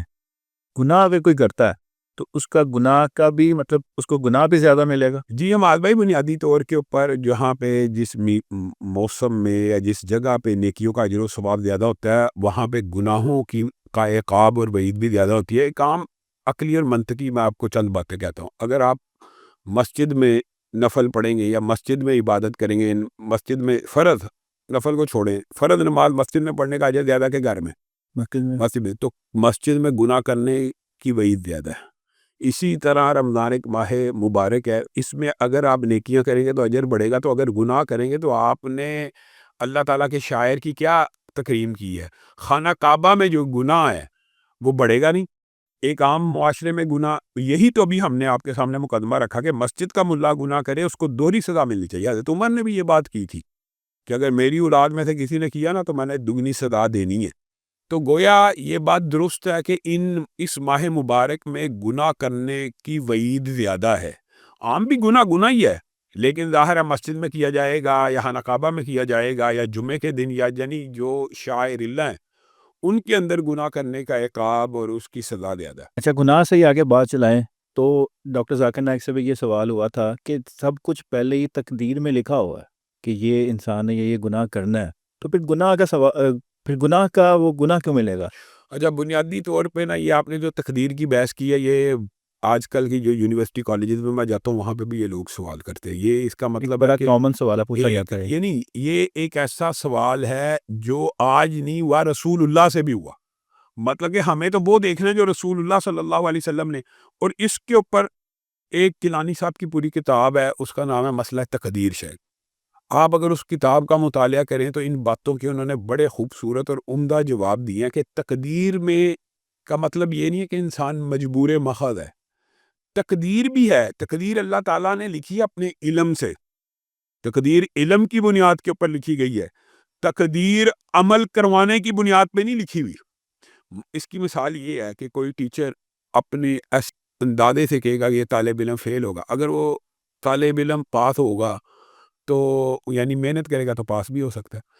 اس تقدیر کو اللہ تعالیٰ نے ہمارے پر آشکار کیا ہوا, ہمیں تو نہیں پتا نا کیا لکھی ہوئی ہے. تو ہمارے لیے حدیث کی رہنمائی موجود ہے کہ آپ رسول اللہ صلی اللہ علیہ وسلم سے صحابہ نے یہ سوالات کیا اور متعدد ہیں کہ آپ نیکی کا عمل کرتے رہو تو نیکی کا راستہ آسان ہو جائے گا. اور یہی تقدیر سمجھو, بات سمجھے. تقدیر یہاں تو میرے اور آپ کے اوپر کھول کے اللہ نے بیان کیا. پھر اس کی ایک بڑی عام فہم جھٹکی میں آپ کو مثال دیتا ہوں. یہ لوگ جو سوال کرتے ہیں کہ گناہ لکھا ہوا تھا اس لیے ہم سے گناہ ہو گیا, نیکی لکھی ہوتی ہے تو نیکی کر لیں گے, وہی لوگ تقدیر میں رزق لکھے ہوئے کے قائل ہیں کہ نہیں. مثال دے رہا ہوں, رزق بھی لکھا ہوا ہے تو کیوں نکلتے ہیں گھر سے محنت مزدوری کرنے؟ نہ نکلیں بھائی, لکھا ہوا ہے مل جائے گا, جتنا مل رہا ہے مل جائے گا, تو کیوں نکلتے ہیں؟ وہ کہتے ہیں نہیں پھر بھی کرنا ہے. اللہ کے بندے پھر اچھا وہ آپ کی بات درست ہے, اور یہاں پہ آپ کو بات سمجھ نہیں آئی کہ پھر بھی نیکی کرنی ہے, پھر بھی گناہوں سے بچنا ہے. تقدیر میں اگر لکھا بھی ہوا پھر بھی گناہوں سے بچنا تو بچے گا. اگر آپ کو یہ بات سمجھ آ گئی کہ تقدیر میں لکھا یہ صرف ایک آرگیومنٹ ہے علماء کو دین پسندوں کو زیر کرنے کے لیے یا نیکی گناہ لکھیے اس بارے میں وہ تقدیر کے قائل ہیں بھائی رزق بھی تو لکھا تقدیر میں آپ کیوں جاتے ہیں کام کرنے کاروبار کرنے وہ آپ کہیں گے نہیں ہم سٹرگل محنت کریں گے تو سٹرگل محنت ہی کا نام زندگی ہے اور رسول اللہ صلی اللہ علیہ وسلم نے کلی طور پہ تقدیر کے اوپر پھینکنے سے بھی آپ کو پتا ہوگا یہ واقعات تفصیل ہو جائے گی یہ بڑا اصل میں ایک دقیق موضوع ہے حضرت علی نے جب کہا اللہ تعالیٰ نے اٹھانا ہوگا تو اٹھا دے گا تو رسول اللہ صلی اللہ علیہ وسلم ناراض ہو گئے کہ یہ حضرت علی نے کیوں کہا ہے اٹھنا تو انسان نے خود ہوتا ہے وہ ہدینہ النجدین اللہ نے 2 راستے دکھا دیے ہیں ابھی اور میں اور آپ چاہیں ابھی بیٹھے بیٹھے سبحان اللہ کہہ دیں میری آپ کی مرضی ہے اللہ نے پابند کیا نہ کہنا نہیں انسان مجبور محض نہیں ہے لیکن آزاد کل بھی نہیں ہے مطلب کہ تقدیر کی باؤنڈریز سے آزاد بھی نہیں ہے لیکن یہ سمجھنا کہ تقدیر کا پابند اور مجبور محض ہے مثلا انسان ایک قدم اٹھا کے آگے تو بڑھ سکتا ہے لیکن دونوں قدم اٹھا کے اڑ تو نہیں سکتا یعنی کہنے کا مطلب یہ ہے کہ انسان کو یہ باتیں بھی غور و فکر کرنی ہے پھر رسول اللہ صلی اللہ علیہ وسلم نے اس بحث کو بھی منع فرما دیا امت کے اوپر جب صحابہ تقدیر کے بارے میں بحث کر رہے تھے تو رسول اللہ صلی اللہ علیہ وسلم نے کہا تھا پرانی امتیں اس لیے ہلاک ہوئی ہیں تم اس موضوع کو زیر بحث لاتے ہو اور یہ بات حقیقت ہے کہ تقدیر کے اوپر ایمان لانا ضروری ہے اور اس کے اوپر ایمان لائے بغیر ہمارا ایمان بھی مکمل نہیں ہوتا تو اللہ رب العزت نے اپنے علم کی بنیاد کے اوپر رزلٹ لکھا ہے اور اسی لیے اللہ تعالیٰ نے یہ بھی انسان کو سمجھانے کے لیے بہت سی باتیں ہیں یہ بھی کہہ دیا تاکہ بندہ مایوس نہ ہو کہ تقدیر کو بھی دعا ٹال دیتی ہے اور جو ٹلنی ہے اس کا بھی اللہ کو پتا ہے لیکن یہ اللہ تعالیٰ نے سسٹم بنائے ہوئے ہیں کہ مثلا ایک بندے کی زندگی میں لکھا ہوا ہے تقدیر میں کہ اتنے بج کے اتنے منٹ پہ اس کا حادثہ ہونا ہے وہ تقدیر کے رجسٹر فرشتوں کے پاس ہیں وہ حادثے کے وقت آئے ہیں کہ حادثہ ہوگا اللہ تعالیٰ کے امور ہے اس وقت ان کو بتا دیا جاتا ہے کہ اللہ تعالیٰ نے بدل دیا فلاں دعا کے نتیجے میں یہ حادثہ ٹال دیا گیا اب آپ سمجھیں اس کا مطلب ہے انسان کو عمل کے رستے دکھائے گئے ہیں تقدیر پہ ڈیپینڈنٹ ہونا نہیں اسلام سب سے پہلے اس چیز کو کنڈم کرتا ہے کہ کوئی انسان یہ سوچے کہ میں تقدیر کے اوپر ڈیپینڈنٹ ہوں تقدیر کے اوپر ڈیپینڈنٹ کہاں ہونا ہے جب انسان مایوسی کا شکار ہو جائے غم کا شکار ہو جائے مصیبت کا شکار ہو جائے رہنما اصول موجود ہے وہاں پہ انسان کے اللہ نے لکھی تھی پریشانی آزمائش تقدیر کے اندر یہ ایک الگ باب ہے تو یہاں پہ ڈیپینڈنٹ نہیں ہونا کہ اللہ نے چونکہ تقدیر میں لکھ دیا میں نے عمل کرنا ہی نہیں اب میں نے نیکی کرنی ہے امام کعبہ شیخ عبد الرحمن سدیس نے رمضان شیڈول کا اعلان کیا ابھی انہوں نے اس پچھلے 2-3 سال سے 10 تراویح ہو رہی ہے اور یہ پاکستان میں بھی پچھلے سال بھی موضوع کافی ہاٹ رہا اس دفعہ بھی یہ ایشو وائرل ہونا شروع ہو چکا ہے تو یہ کیوں نہ یہ 8 یا 20 تراویح کا یہ مسئلہ ہی ختم کیا جائے اس میں سعودی مفتیان کے بھی فتوے موجود ہیں انہوں نے کہا کہ آپ 20 کی بجائے 100 پڑھ لیں آپ کو اس کے اوپر کوئی گناہ نہیں ہے تو یہ پاکستان میں یہ چیز 8 اور 20 کی ابھی تک بحث کیوں چل رہی ہے بنیادی طور پہ ہمارے بھائی یہ 8 اور 20 کی بحث نہیں ہے وہ تو 8 اور 3 11 رکعت 13 رکعت اور 20 رکعت کا مسئلہ یا آپ سمجھ لیں 23 رکعت کا مسئلہ ایک بات یاد رکھیں کہ خانہ کعبہ میں ہونے والا عمل حجت شرعی نہیں حجت شرعی دلیل وحی الہی ہے رسول اللہ صلی اللہ علیہ وسلم سے صحیح حدیث سے ثابت ہے کہ آپ رمضان غیر رمضان پوچھا ماں عائشہ سے یہ یا رمضان غیر رمضان 11 رکعت پڑھا کرتے تھے بعض دیگر روایات میں 13 رکعت کا ذکر موجود ہے یعنی وطروں کو ایکسٹینڈ کرنا 3 کی جگہ 5 پڑھ لیے 1 پڑھ لیے ایک وطر کے بھی اہل حدیث آپ کو پتا اسکول آف تھاٹ کرے جاتے ہیں انہیں قائل ہے اہل حدیث اسکول آف تھاٹ قائل ہے سیدنا امیر معاویہ کی روایت بھی ہے اچھا دوسری بات یہ ہے کہ یہ جو جھگڑا ہے اگر یہ جھگڑا آپ سمجھتے ہیں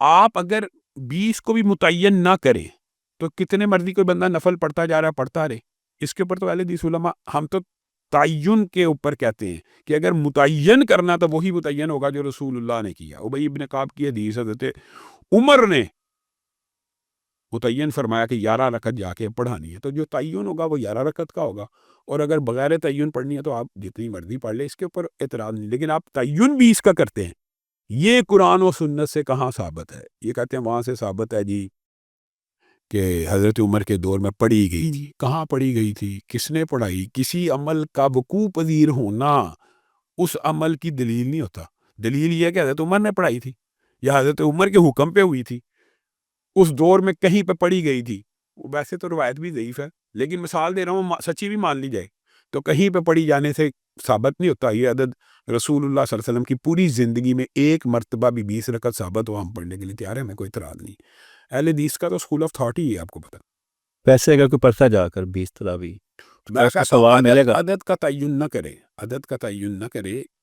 20 پڑھ لے ایک دن 23 پڑھ لے ایک دن 28 پڑھ لے ایک دن 11 پڑھ لے, اور اس نیت سے پڑھے کہ یہ میں سنت سمجھ کے نہ پڑھی, نفل سمجھ کے پڑھتا رہے, کوئی مسئلہ نہیں. ایک بندہ اپنے لیے تعداد مقرر کر سکتا ہے, یہ بھی بتاؤں کہ میں نے اے اللہ 100 رکعت نفل پڑھنے ہیں انسان پڑھ اپنے لیے متعین, معاشرے کے لیے نہیں, اپنے لیے انسان یہ عدد مقرر کر سکتا ہے, اس میں کوئی حرج کی بات نہیں. لیکن پھر انسان اس عدد کو مقرر کرنے کے بعد ایک عرصہ گزر جائے تو یہ کہے یہ سنت نہیں ہے. یہ آپ کا اجتہاد ہے, اور یعنی آپ کی جد و جہد ہے. دیکھیوں میں کوئی بھی انسان جد و جہد کر سکتا. میاں بیوی کا رمضان میں ہم بستری اسلام میں منع ہے. اگر وہ ہم بستری کر لیتے غلطی ہو جاتی ہے, 60 مسکینوں کو کھانا کھلانا یا روزے رکھنے, اگر ایک شخص ہے وہ نہ روزے رکھ سکتا ہے نہ وہ نہیں رکھ مسکینوں, سکتا, اگر گناہ کیا اس کا کفارہ تو ادا کرنا چاہیے. پھر 60 مسکینوں کو کھانا کھلانا جو مسکین کا طعام ہے, ویسے تو محدثین کا اس بارے میں ہے کہ بندے کو اپنی جیب کے مطابق مسکین کو بھی کھانا کھلانا چاہیے. لیکن ایک مسکین کا کھانا کتنا کو مہنگا ہوتا ہے, آپ بات بتائیں نا. تو پھر یہ 60 مسکینوں کو تو کھانا کھلانا لازمی, اس کو یہ سہولت نہیں دینی چاہیے. بعض لوگ یہ کہتے ہیں کہ رسول اللہ صلی اللہ علیہ وسلم کا وہ واقعہ کہ ایک شخص سے ہو گیا تو رسول اللہ صلی اللہ علیہ وسلم نے کہا 60 مسکینوں کو کھانا کھلاؤ. انہوں نے کہا میرے پاس اپنا کھانے کے لیے نہیں, 60 روزے رکھ. اس نے کہا میرے سے ایک روزہ برداشت نہیں ہوا تو 60 روزے. پھر رسول اللہ صلی اللہ علیہ وسلم نے ویٹ کیا, کھجوریں آئیں تو کہا اب یہ میں تجھے تحفہ دیتا ہوں, تو بانٹ دے. انہوں نے کہا کس کو بانٹوں, میرے سے بڑا مسکین کون ہے. تو اس حدیث سے یہ استدلال کرنا کہ بندہ جو نہ دے سکے وہ نہیں, اس نے 60 مسکینوں کے پیسے جمع کرنے ہیں, اس نے یہ اسٹرگل محنت کرنی ہے. 60 مسکینوں کا میں مثال دے رہا ہوں, 150 روپے کا اگر ایک مسکین کا کھانا ہو, 200 لگا لیں یار, تو آپ یہ خود بتائیں کہ 60 مسکینوں کے کھانے کے پیسے اس کو جمع کرنے ہوں گے. اور یہ ہر غریب سے غریب آدمی, امت کا غریب سے غریب بندہ 1 2 3 ماہ اسٹرگل محنت کر کے پیسے جمع کر سکتا ہے, اور یہی کفارہ ہے کم از کم. ورنہ تو 2 ماہ کے روزے رکھے. مطلب کفارہ فوری نہیں ہے, پیسے جمع کرے اتنی تو اجازت ہوتی ہے کہ اگر اس وقت جیب میں نہیں ہے پھر تو مجبور ہے. اچھا علامہ صاحب, آج کوئی بھی مسئلہ سر درد ہے یا کوئی بھی ایشو بنتا ہے, سب سے پہلے چیز ہوتی ہے پیناڈول کھا لیں. بے شک مگر حضور صلی اللہ علیہ وسلم کے دور میں یا صحابہ کے دور میں تو پیناڈول نہیں تھی, وہاں پہ وہ تب وہ حکیم ہوتے تھے, وہ علاج ہوتا تھا. مگر آج کوئی ایسا وظیفہ کہ کوئی بھی چیز بیماری ہے, کوئی جسم درد ہے, سر درد ہے, کہ بندہ وہ فوری پڑھے اور اس کا اثر بھی ہو. ہزاروں ویڈیوز موجود ہیں یوٹیوب پر, لوگ لگاتے ہیں, مگر نیچے لوگوں کے کمنٹس ہوتے ہیں میں نے پڑھی ہے مگر مجھے کوئی اس کا فائدہ نہیں ہوا. تو کوئی آپ کی زندگی کا تجربہ, کوئی ایسا وظیفہ؟ حامد بھائی, بنیادی طور پہ میں آپ کو ایک بات بتاتا ہوں. اگر ہمارا عقیدہ توکل اور نقطۂ نظر یہ ہو جائے نا کہ اگر سر درد ہوئی ہے, پہلا خیال پیناڈول کا یا ڈسپرین کا نہ آئے, اور اللہ رب العزت کے کلام کا, رسول اللہ صلی اللہ علیہ وسلم کے بتائے گئے وظیفوں کا ہے, تو آپ میرے وظائف کے نیچے بھی لوگوں کے کمنٹس دیکھیں. 90% کمنٹس یہ ہوتے ہیں کہ یہ ہم نے دعا, یہ وظیفہ پڑھا, اس کام کے لیے کام ہو گیا, ہم نے یہ وظیفہ پڑھا, کینسر دور ہو گیا, یہ پڑھا. لیکن اس کا مطلب یہ نہیں ہوتا کہ کینسر کا وظیفہ بتایا تو کینسر ہاسپٹل بند کر دیا جائے. بعض لوگ سمجھتے ہیں شاید اس کا مطلب یہ بھی مغالط ہے. یہ جو آپ نے بات کی ہے نا, حکیم موجود تھے پیناڈول, یہ دوائیوں کا استعمال کرنا, علاج بالغذا یا علاج کیمیکلز کے ذریعے کرنا, یہ بھی سنت نبوی سے ثابت ہے. خود رسول اللہ صلی اللہ علیہ وسلم نے زمزم پینے کو شفا کہا, خود رسول اللہ نے شہد پینے کو شفا کہا, خود کلمنجی, یہ علاج بالغذا نہیں ہے, یہ ایک ریمیڈی میڈیسن ہے. اور اس کے علاوہ بھی رسول اللہ صلی اللہ علیہ وسلم سے بے شمار حدیث مختلف ثابت ہے. تو میں یہ سمجھتا ہوں کہ جو بندہ اس چیز کو ٹوسٹ کرتا ہے کہ جناب کلام اللہ میں شفا نہیں ہے, وہ بڑا لوگوں کو دھوکہ دیتا ہے. میں یہ سمجھتا ہوں کہ جب انسان کے سارے در بند ہو جائیں, ڈسپرین, پیناڈول, کینسر کی کیموتھراپی بھی بند ہو جائے, تو اللہ کا دروازہ کھلا ہوتا. اور میری زندگی کا آپ ایک پوچھتے, یہاں پہ ہمارے مرکز میں ہر اتوار کو رقیہ شریعہ کیمپ لگتا ہے, تحدیث نعمت کے طور پر فری ہوتا ہے. یہاں پہ اللہ کے فضل و کرم سے کینسر کے مریض شفا یاب ہوئے ہیں 4 سٹیج کے. حتیٰ کہ ڈاکٹر عرفان کیسر کے پاس وہ مریض گیا اور روپے, اور اس نے کہا مجھے نہیں پتا کیسے صحیح ہو گیا. تو سورت فاتحہ 41 مرتبہ پڑھنا فجر کی 2 رکعتوں سے پہلے, یعنی سنتوں کے بعد, فرض نماز کی 2, یعنی فرض نماز سے پہلے پڑھنا, 2 سنتوں کے بعد 41 مرتبہ, یعنی فرض اور سنتوں کے درمیان میں پڑھنا. تو اللہ رب العزت نے 41ویں دن اس کا کینسر بھی دور کر دیا. اور یہ ایک واقعہ نہیں ہے, بلڈ کینسر کا ایک مریض دوست آج بھی زندہ ٹیچر ہے, اس کا دور ہوا. بہت سارے لوگ ٹھیک ہو جاتے ہیں. یہاں پہ اللہ کے فضل و کرم سے ایک عورت آئی تھی ویل چیئر کے اوپر, رقیہ شریعہ. اچھا, یہ بات بھی لوگوں کو دماغ سے نکال دینی چاہیے کہ شاید کسی بندے کی وجہ سے, بندہ ڈوز کا بھی فرق ہوتا ہے. یہ بھی بتاؤں آپ کو, کئی مرتبہ ایک پیناڈول سے آرام نہیں آئے گا, 2 کھائیں گے آ جائے گا. تو وظیفوں کے اندر بھی یہ ہوتا ہے کہ کسی کا مرض زیادہ ہوتا ہے تو اس کو زیادہ دفعہ پڑھنے سے شفا. اللہ کے فضل سے وہ عورت ویل چیئر پہ آئی تھی, چل کے گئی. اور اس طرح کے متعدد واقعہ روزانہ کی بنیاد کے اوپر ہو رہے ہیں. تو میں یہ سمجھتا ہوں کہ لوگوں کو قرآنی علاج, اس کو اسلامی ٹرم اور اسلام میں کہتے ہیں رقیہ شریعہ, اس کی طرف لانے کی ازحد ضرورت ہے. رسول اللہ صلی اللہ علیہ وسلم نے کہا درد و تعوذ بعزت اللہ و قدرتہ من شر ما اجد و حاضر, بسم اللہ 3 دفعہ پڑھیں, 7 دفعہ پڑھیں, درد ختم ہوگی. اللہ کے رسول نے کہا, یہ مولوی کہہ رہا ہے, بتائیے نا, یہ وحی ہے تو ہوگی, اللہ کے فضل سے ہوگی. یہ ہو سکتا ہے کہ آپ کو زیادہ پڑھنا پڑ جائے, لیکن میرا تو اعتقاد اور یقین ہے کہ میں جب بھی یہ پڑھ کے کسی کو درد کے لیے دم کیا, درد دور ہوتی ہے, سورۃ فاتحہ کے ساتھ دم کیا, شفا ملتی ہے. تو میں یہ لوگوں کو دعوت فکر دیتا ہوں کہ آپ کے چینل کے اوپر, مختلف چینل کے اوپر قرآن کی آیات, احادیث سے جو وظائف ثابت ہیں وہ کریں, اللہ کے فضل و کرم سے فاقہ ہوگا. مگر لوگ جاتے نہیں نا اس طرف, وہ کرنا نہیں چاہتے. بات یہ ہے, ڈسپلین کھانا آسان ہے, 7 دفعہ سورۃ فاتحہ پڑھنا مشکل ہے, 41 مرتبہ مشکل, بہت مشکل تو نہیں ہے. جو لوگ اس کام میں پڑ جائیں پھر وہ وہی پڑھتے ہیں. اچھا, دوسری بات یہ ہے, ثواب بھی مل رہا ہے. 3 دفعہ قل اللہ پڑھی, قرآن کا ثواب نہیں مل رہا, تو 10 دفعہ پڑھی, جنت میں محل نہیں بن رہا. وہ بھی تو کام ساتھ مد نظر رکھے نا, کہ رسول اللہ صلی اللہ علیہ وسلم نے فرمایا 3 دفعہ قل پڑھو, 3 دفعہ معوذتین پڑھو, یعنی 9 دفعہ آپ نے پڑھنی ہے. تو آپ کو کوئی چیز نقصان نہیں پہنچا سکتی. یہ کوئی چھوٹی بات ہے. یعنی جمیع مخلوقات میں سے بسم اللہ الذی لا یضر مع اسمہ شیء فی الارض ولا فی السماء وهو السمیع العلیم, یہ پڑھو, آپ کو کوئی نقصان نہیں پہنچا سکتی. تو حضرت عثمان کی آپ کو پتہ یہ روایت ہے, تو ابان بن عثمان نے ان کو فالج ہو گیا. تو لوگوں نے دیکھا یہ تو بسم اللہ الذی لا یضر کا وظیفہ بتایا کرتے ہیں, اس کو کیسے فالج ہو گیا. تو وہ خود کہنے لگے, ہاں اس لیے میری طرف دیکھتے ہو, میں تمہیں بتاتا ہوں, اس دن میں غصے میں تھا اور میں پڑھنا بھول گیا. اب یہ اللہ ہے. تو یہ تو جو رسول اللہ نے کہہ دیا کہ 3 دفعہ پڑھنے سے, صبح پڑھو شام تک, کوئی نہیں, شام, یہ جتنے وظائف ہیں نا, یہ ایک طویل, اس کی ایک بڑی لمبی چوڑی لسٹ ہے, 1-2 وظیفوں کی بات نہیں ہے. اللہ کے فضل و کرم سے ہر بیماری کا قرآن اور سنت میں بھی وظیفہ موجود ہے. اگر انسان اس کو اختیار کرے گا تو مل جائے گا. دیکھیں, میڈیسن میں بھی تو ہر بیماری کا علاج دریافت نہیں ہوا, لیکن کچھ کا ہو گیا کہ اس خوراک سے, اس کیمیکل سے, اس کا, تو یار اللہ کے بندے, اللہ کے کلام میں بھی تو بیماریوں کی شفا ہو سکتی ہے. کہ اللہ تعالیٰ کہہ رہا ہے وَنُنَزِّلُ مِنَ الْقُرْآنِ مَا هُوَ شِفَاءٌ. لوگوں کو یہ, لیکن آپ نے اور میں نے تبلیغ کرنی, آپ کے ذریعے بھی اور آپ نے بھی, کہ اللہ کے بندے پڑھنے سے ملنی ہے, لٹکانے سے نہیں ملنی.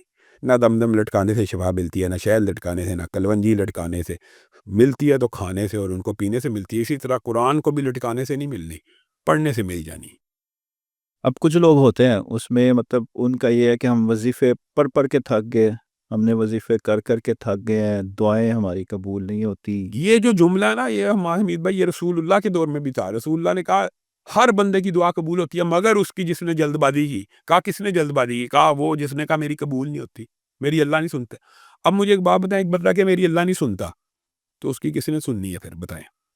یہ تو عقیدے کی کمزوری ہے نا, اللہ ہی نہیں سنتا. یہ اللہ نے ہی نہیں سننی تو پھر سننی کس نے ہے؟ یہ تو اس کو اپنے عقیدے کی اثر نو اصلاح کی ضرورت ہے. باقی اگر کوئی بندہ مایوس ہے کہ وہ سمجھتا کہ میرا کام نہیں ہو رہا 5-6 مہینے اس نے کیے ہیں, میں آپ کو ایک بات بتاؤں, اس کو یہ چاہیے کہ وہ اس میں آدم کے وظیفے آپ کے چینل پہ ویڈیوز میں موجود ہیں, اس میں آدم کے وظیفے کرے. اس میں آدم کے 8 جو وظائف ہیں معروف, ویسے تو 12 ہیں, ان میں سے ایک وظیفہ میں آپ کے پروگرام کی وساطت سے بھی بتاتا ہوں کہ بسم اللہ الرحمن الرحیم, الف لام میم, اللہ لا الہ الا هو الحی القیوم, یا واحد یا ذا الجلال والاکرام. کسی بندے کا کوئی کام نہیں ہو رہا, یہ 313 مرتبہ پڑھ کے دعا کرنا شروع کرے. 313 کے بعد یہ دعا کرنا شروع کرے, اللہ کے فضل و کرم سے کام ہوگا.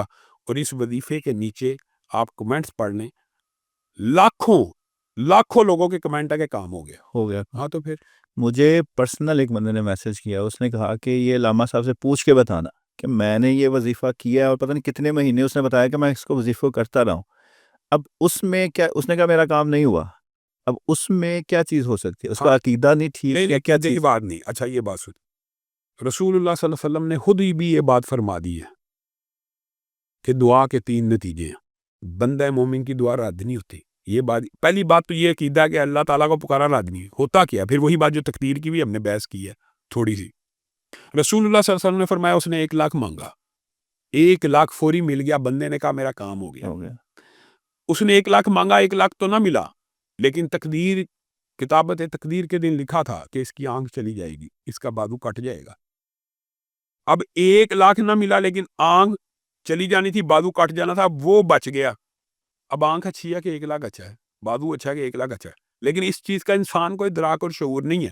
تو اللہ کے فضل و کرم سے جو بندہ اللہ سے مانگتا رہے گا. اچھا یہ بات کا جواب حضرت عمر نے بھی دے دیا پہلے ہی. حضرت عمر نے کہا جیسے تقدیر میں یہ بات لکھی ہے کہ پانی پینے سے پیاس بجھتی ہے، کھانا کھانے سے پیٹ بھرتا ہے، اسی طرح دعا کرنے سے قبول ہوتی ہے، کیونکہ اللہ دعا کی توفیق ہی اسے دیتا ہے جس کی قبول کرنی ہو. تو اس کے آنے والے حادثات، اس کی زندگی کی مشکلات ٹل رہی ہیں. اور اگر یہ 2 نتیجے نہ ہوں تو رسول اللہ نے فرمایا کل قیامت کا دن ہوگا جس وقت انسان ایک ایک نیکی کے پیچھے بھاگ رہا ہوگا. اس دن نیکیوں کے پہاڑ انسان کے سامنے لائے جائیں گے. وہ کہے گا اللہ یہ کیا، یہ تو میں نے کی نہیں. تو رب تعالیٰ فرمائیں گے کہ یہ وہ تیری دعائیں ہیں جو زندگی میں قبول نہ کی، اس لیے رکھی ہوئی تھی تاکہ تو جہنم سے بچ جائے.